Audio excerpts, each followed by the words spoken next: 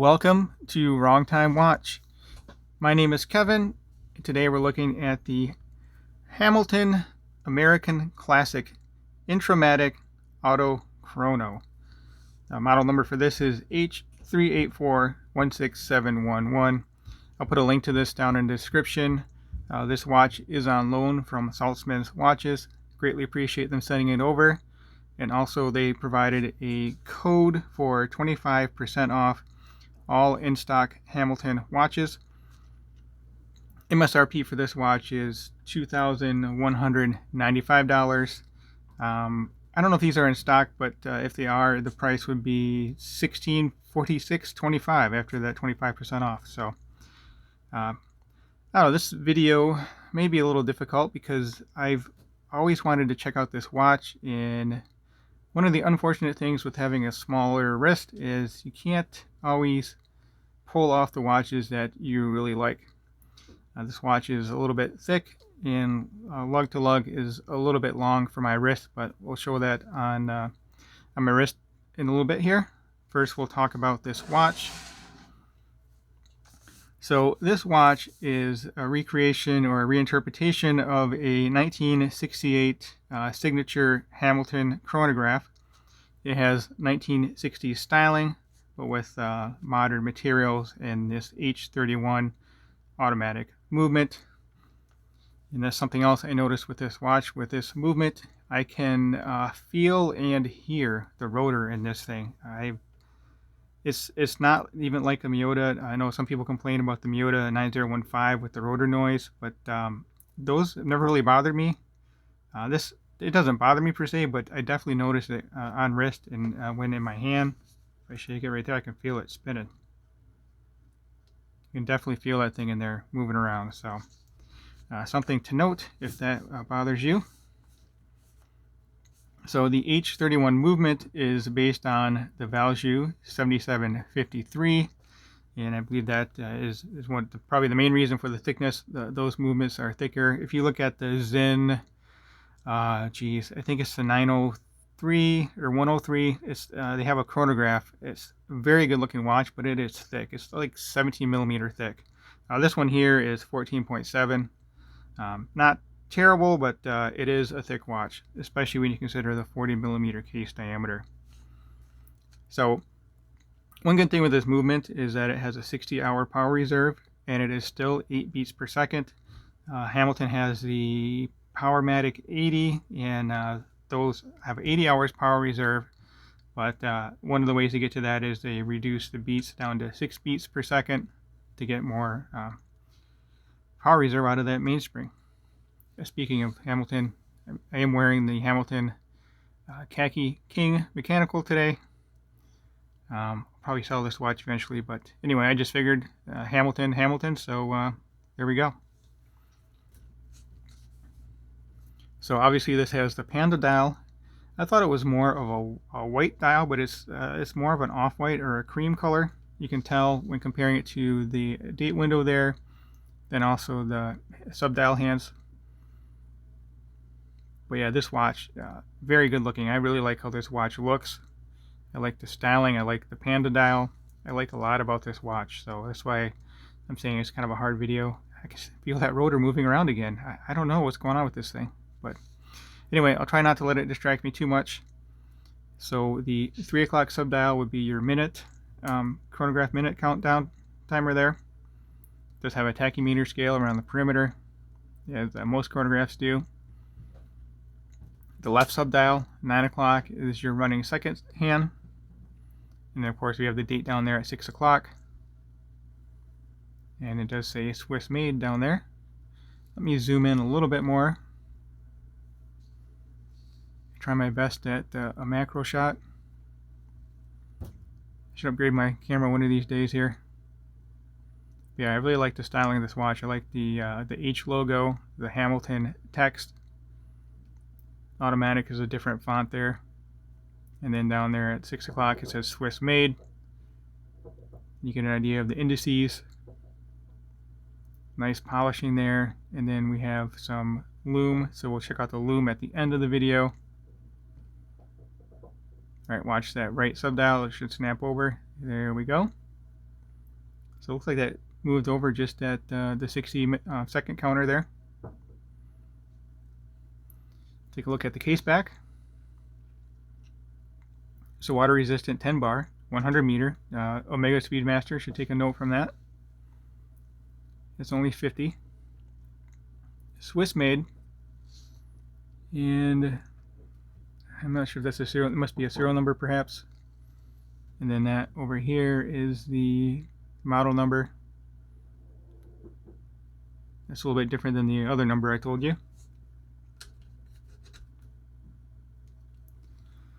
All right, let's see where the second hand is at. We'll stop it and let it snap back here.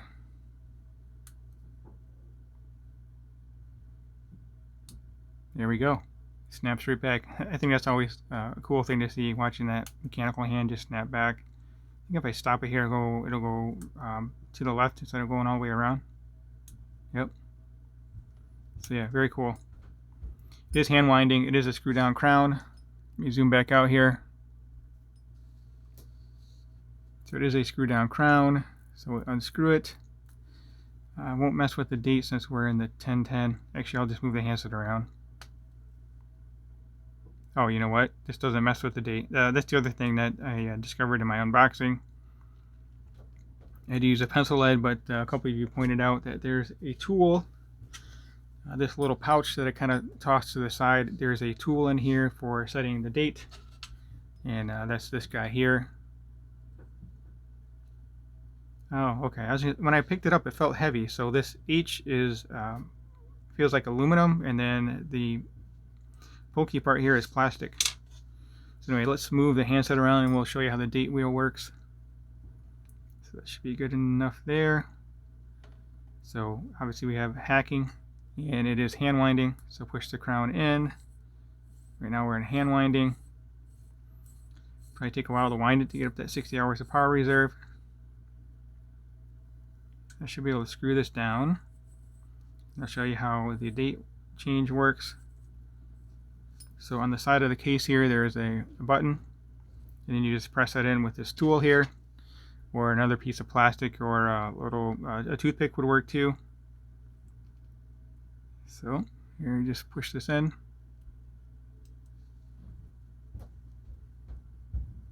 Trying to show you the date snap over. There we go. So that's how you change the date. Set that off to the side, and I'll hopefully remember to return this back to Saltzman's.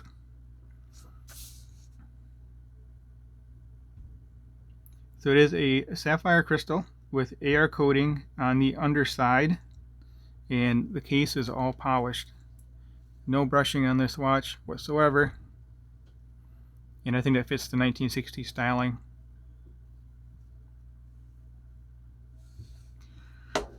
Okay, let's talk about the dimensions and then we'll get this on wrist. So as I mentioned earlier, lug to lug, 49.1 millimeter. Case diameter is nice at 40, which is why I thought this watch would wear well on my wrist. Just didn't realize how long the lugs were and also the thickness of the watch.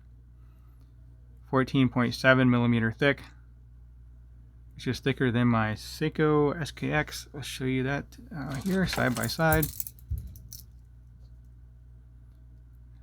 It does hide the thickness a little bit in this, the way the case back is. So the SKX does actually look thicker, but measurement wise it's about a millimeter less thick.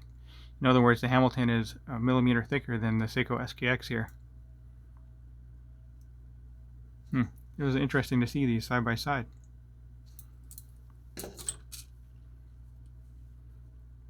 Okay, 20 millimeter lug width, and this leather strap does taper down to 18 millimeter.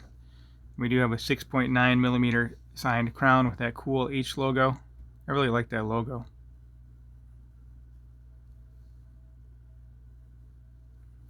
And it weighs 93 grams.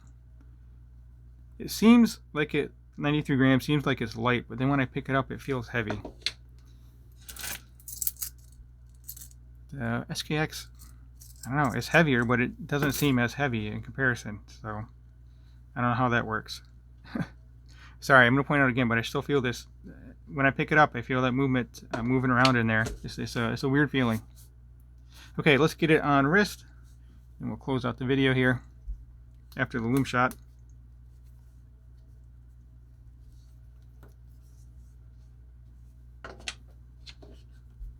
Really haven't worn this watch all that much. It's on loan. I don't like to wear them too much. I wear them a little bit to get a feel for them, but I don't want to put too much wear and tear on these watches.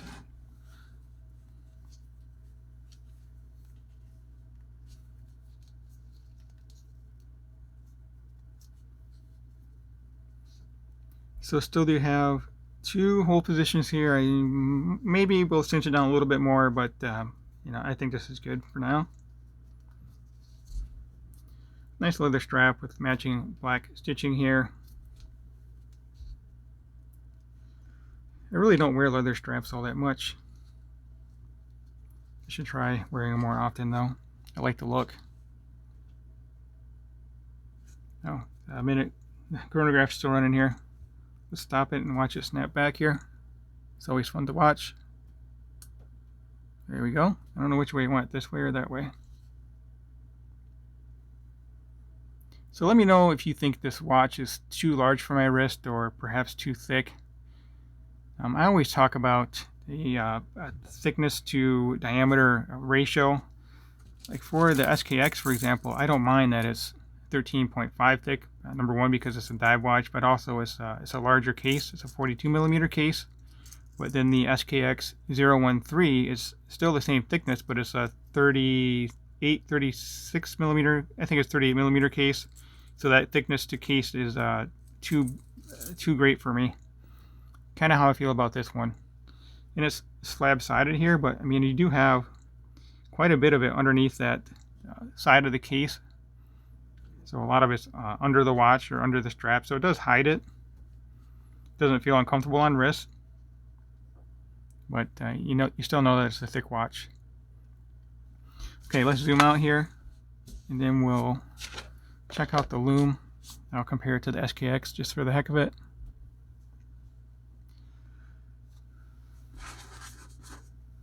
There we go.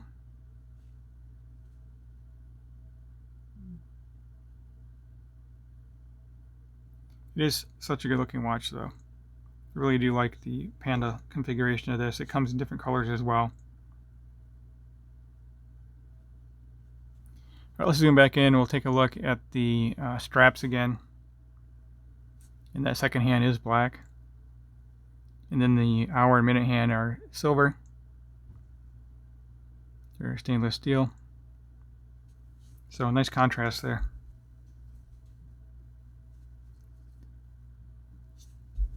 Anyway, just feeling that movement move around again. So also you'll see here the buckle is signed Hamilton, and that is a milled tang. It's a nice quality hardware there. Stainless steel.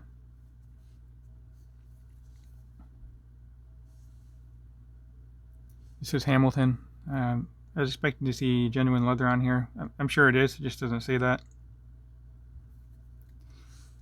Alright, oh, if you haven't subscribed yet, please hit the subscribe button, like the video, and leave a comment below. That really helps me out a lot, and I greatly appreciate it. Alright, let's check out the Loom on these. Alright, so of course the Hamilton Intra-Matic is on the left here, and on the right my SKX 009. Loom on the chronograph is not that great, but it's about what you would expect for a chronograph like this. It's more of a dressy watch, I guess, or a sports watch, but the Loom's not really that great, especially when comparing it to the SKX. You can see that the Loom pips at 3, 6, and 9 and are different from the rest of them, and then the 12 o'clock Loom pip is yet again different from all the rest of them. So hopefully this video was helpful for you, and as always, thank you for the time and thank you for watching.